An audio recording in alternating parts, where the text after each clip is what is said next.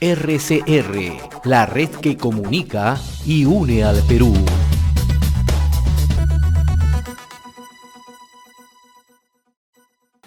Seguimos a través de enlace regional RCR, red de comunicación regional. Nos vamos a trasladar hasta el sur del país, hasta Tacna. Allí gentilmente accede a la comunicación de RCR el señor Julio Failot, economista, analista en temas políticos, director de la publicación Apuntes con Lápiz. Señor Failot, qué gusto saludarlo. Gracias por atender la comunicación con RCR, red de comunicación regional. Agradecerle su invitación, don José, y a su disposición como siempre.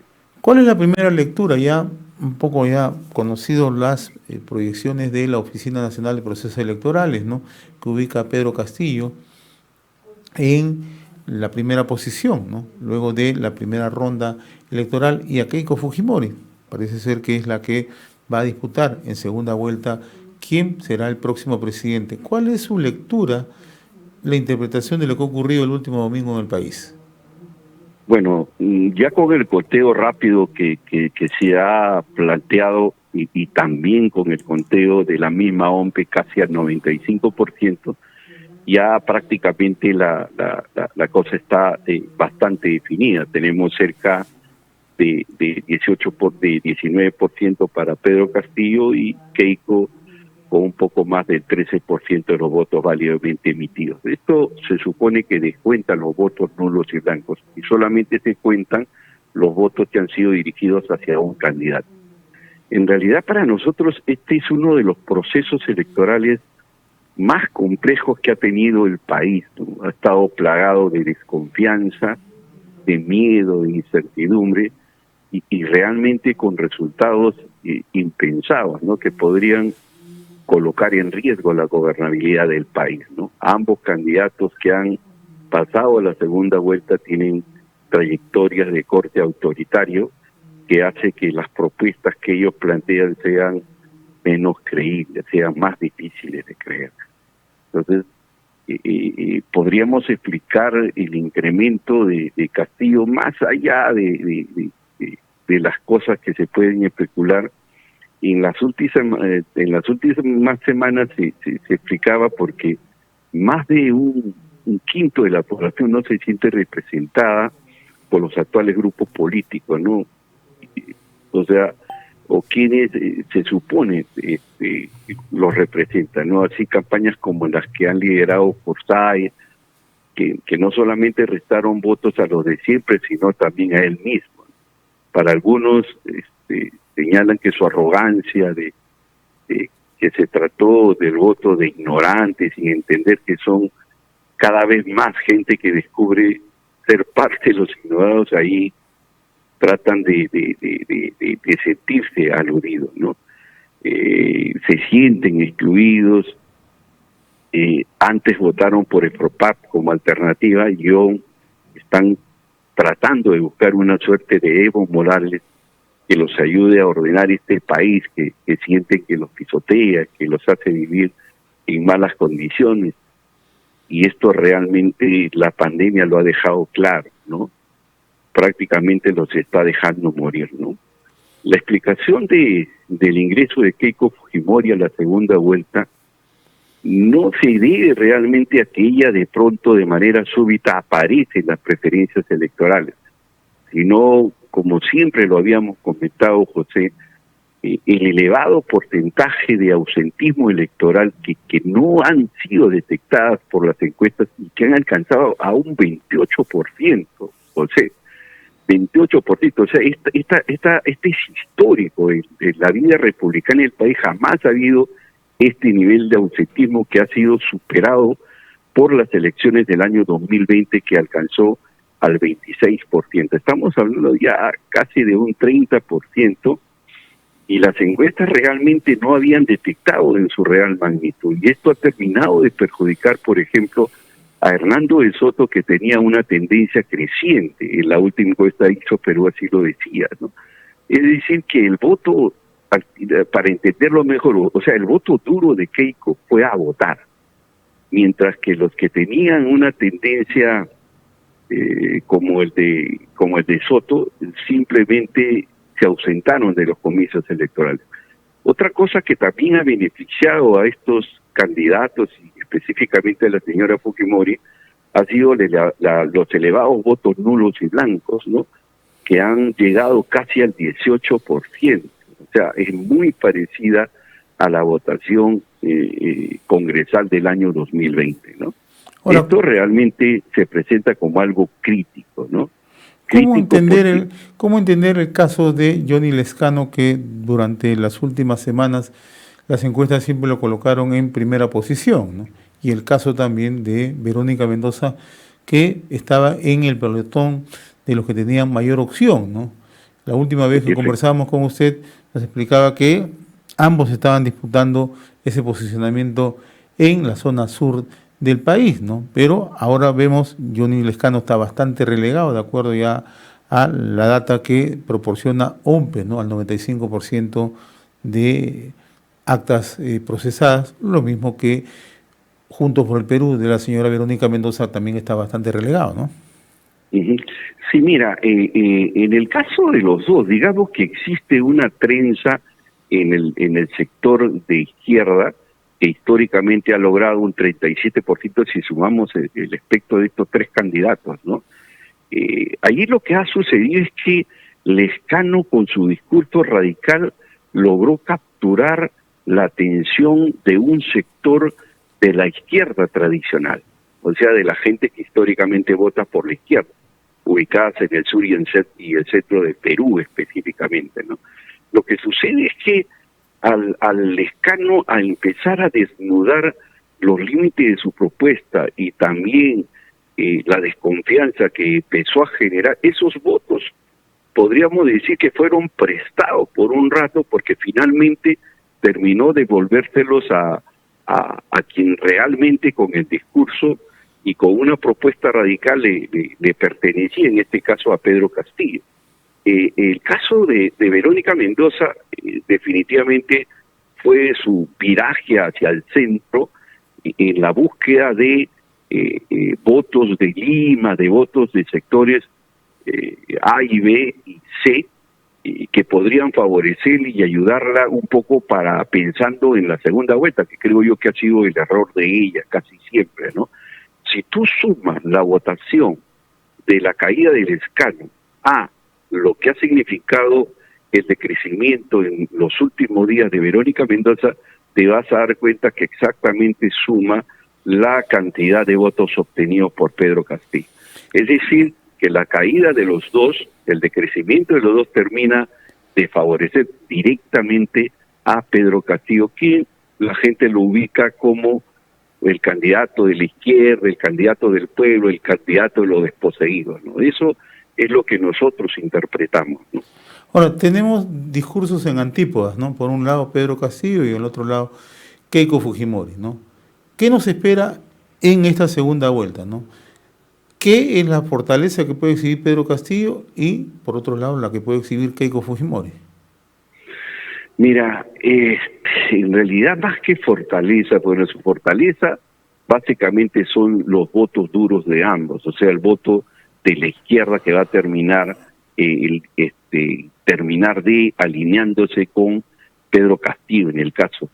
Lo mismo no ocurre con Keiko, ¿no? O sea, el hecho de que Keiko esté muy amarrada con el resto de candidatos que son percibidos como fujimoristas, como Hernando de Soto, como López Aliaga, digamos, hace prever que estos dos bolsones de electores que llegan alrededor del 36%, sumadas con la de Keiko Fujimori, podrían darle más o menos respaldo, ¿no?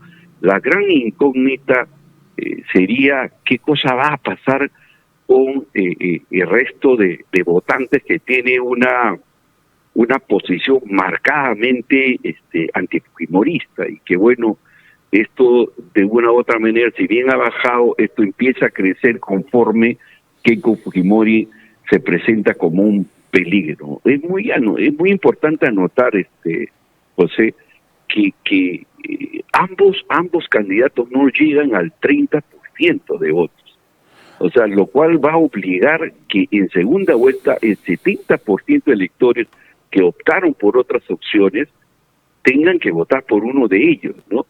Y si a ellos le sumas el miedo que la gente le tiene a la gente que tiene posiciones radicales y también al antifujimorismo, hace una elección muy complicada, una segunda vuelta difícil de prever cuáles pueden ser los resultados. Al final es la dicotomía en qué pesa más, qué asusta más, el fujimorismo, que la gente tiene bien marcada, el antifujimorismo bien marcada, o un antiizquierdismo que no sabemos finalmente cómo puede terminar. Entonces, yo en lo personal presumo que esta va a ser una de las elecciones que va a superar el récord de votos nulos y blancos, ¿no? Yo presumo que ya hay mucha gente que no quiere optar por ninguno de los candidatos, de manera que esto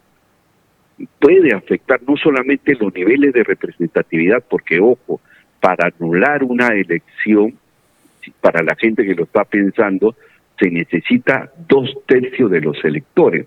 Esto significa el 68% de los votos emitidos, lo cual es técnicamente imposible, ¿no? Porque lo que tendrían que hacer ambos candidatos es lograr superar ese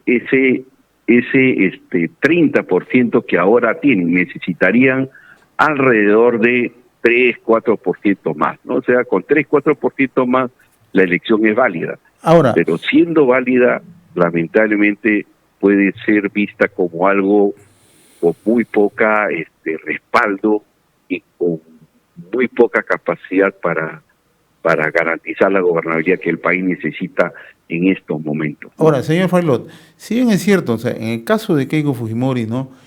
Tiene ella, digamos, arrastra un marcado antifujimorismo, ¿no? Que la población, o un sector de la población la asocia con corrupción, ¿no? Con malos manejos, ¿no?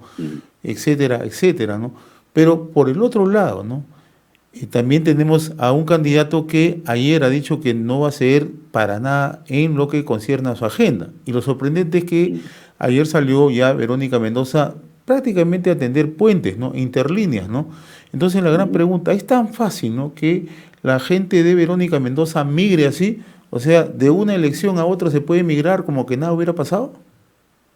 No sucede eso. Lo que ocurre es que, como te digo, ellos también están en el dilema, se encuentran en ese dilema. O sea, yo me imagino para la Mendoza, que tiene una mirada distinta en este proceso, no va a resultar fácil, pero tampoco es la única que decide en torno a si hay respaldo o no.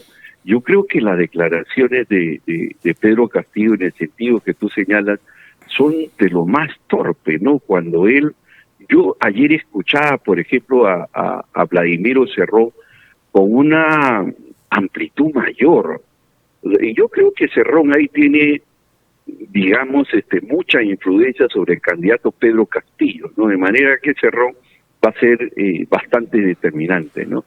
O sea, claro, pero no olvidemos que Cerrón ha roto con un sector de la izquierda, ¿no? Con la propia Verónica Mendoza, fue su candidata en las anteriores elecciones y salieron justamente acusándolo de corrupto, etcétera, etcétera, ¿no? Entonces no tampoco es un lecho de rosas, ¿no? Y también, hay que decirlo por el lado de Keiko Fujimori también, ¿no? Tiene un antifujimorismo muy marcado, ¿no? Y ya estamos viendo cómo los propios sectores de la derecha no aceptan una votación por Keiko Fujimori, ¿no? Entonces tenemos una elección, como usted dice, bastante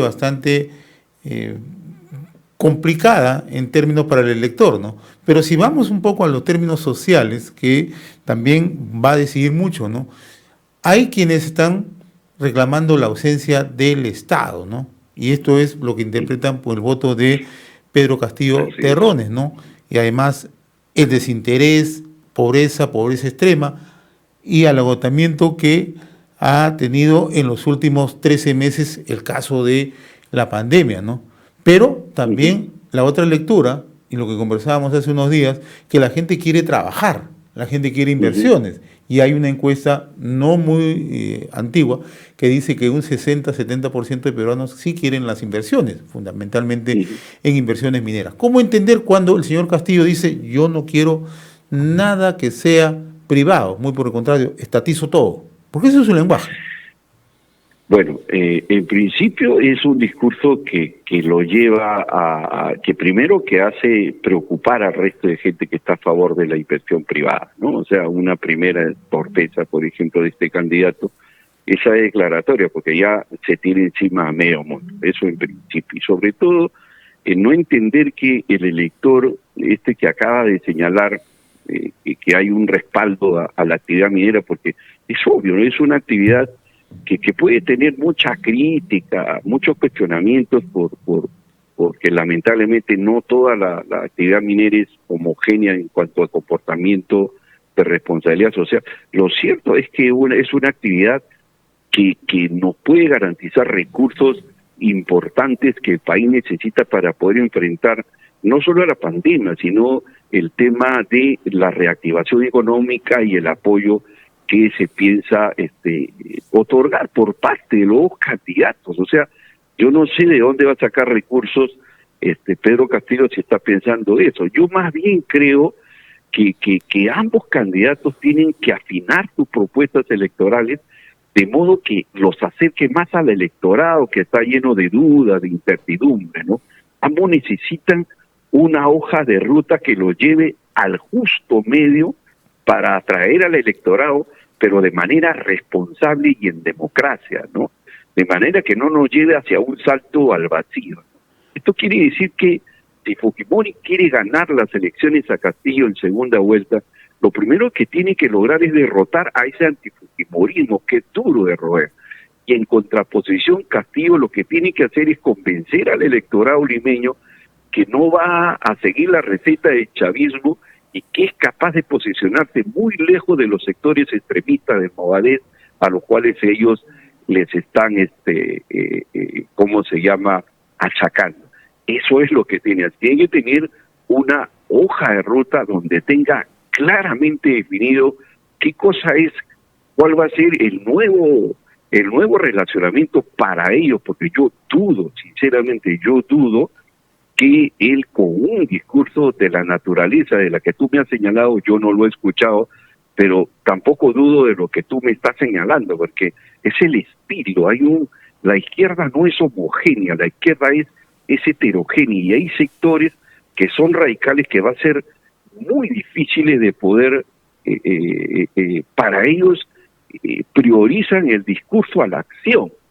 O sea, ellos tienen un discurso y el electorado de izquierda está acostumbrado a un discurso radical.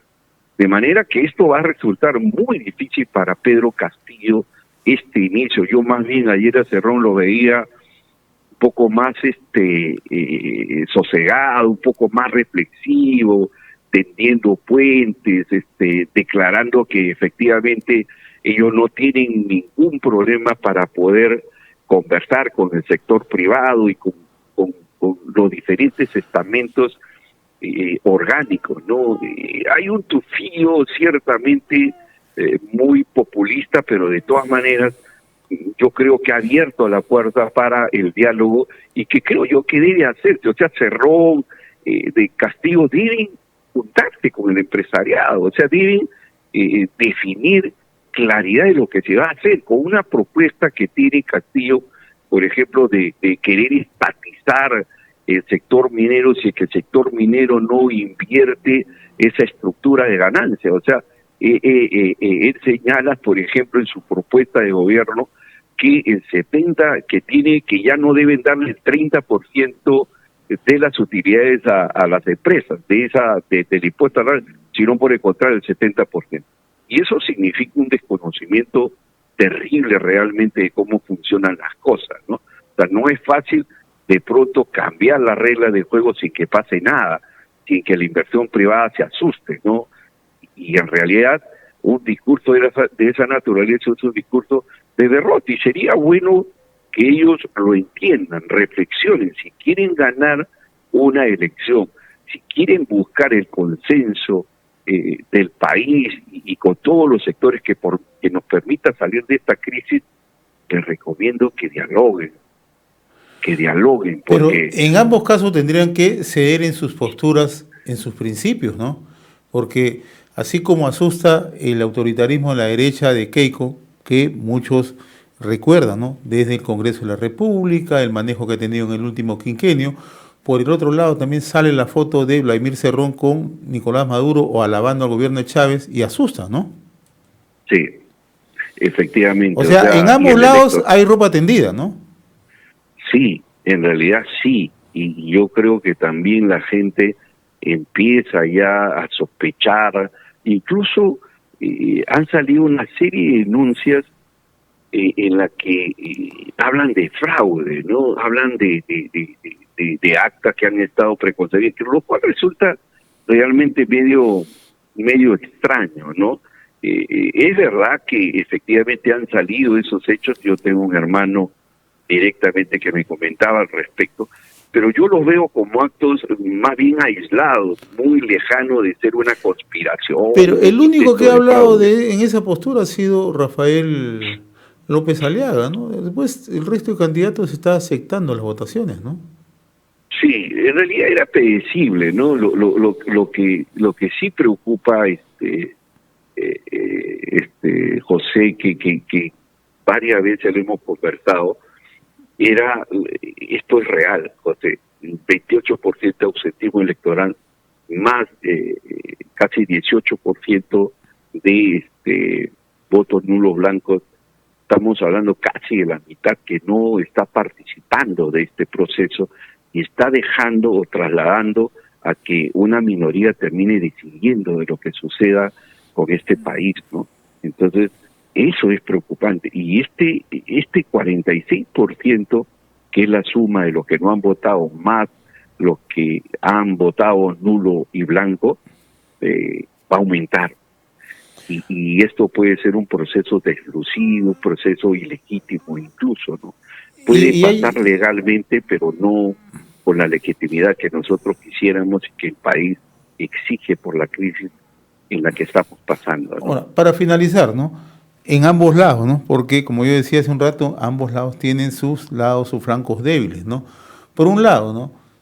¿Quién domina en este momento? Hay un sector que cree que quien domina Fuerza Popular es Alberto Fujimori, que nuevamente ha retomado.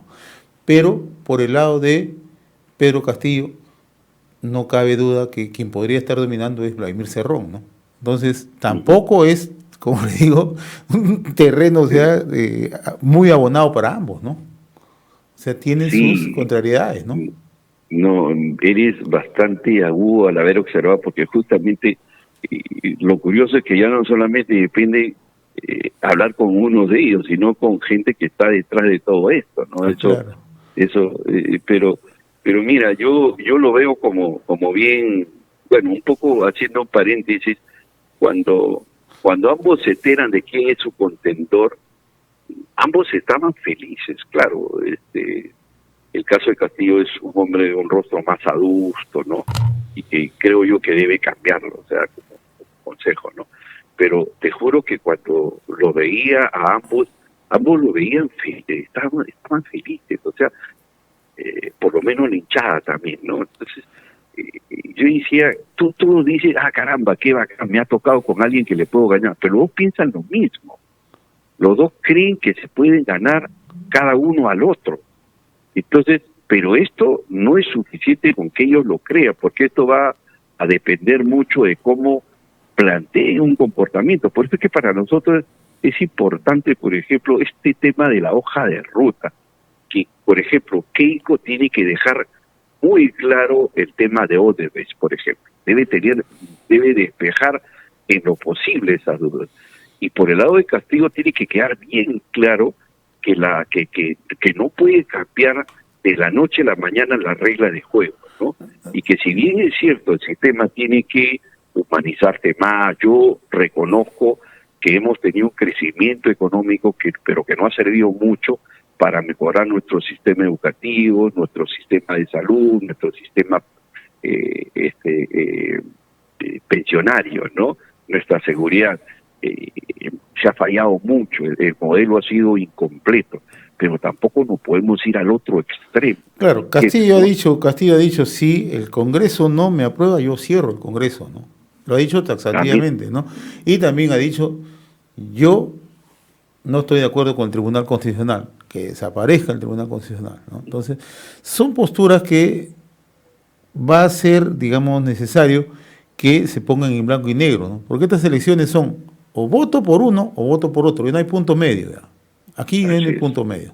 Bien, don Julio Failó, como siempre ha sido un gusto conversar con usted, hacer este intercambio, este ejercicio que es siempre necesario. Usted está en el sur del país, conoce muy de cerca cómo se mueve el horizonte, el universo de votantes y también cómo se podría mover justamente en una eventual segunda vuelta. RCR, la red que comunica y une al Perú.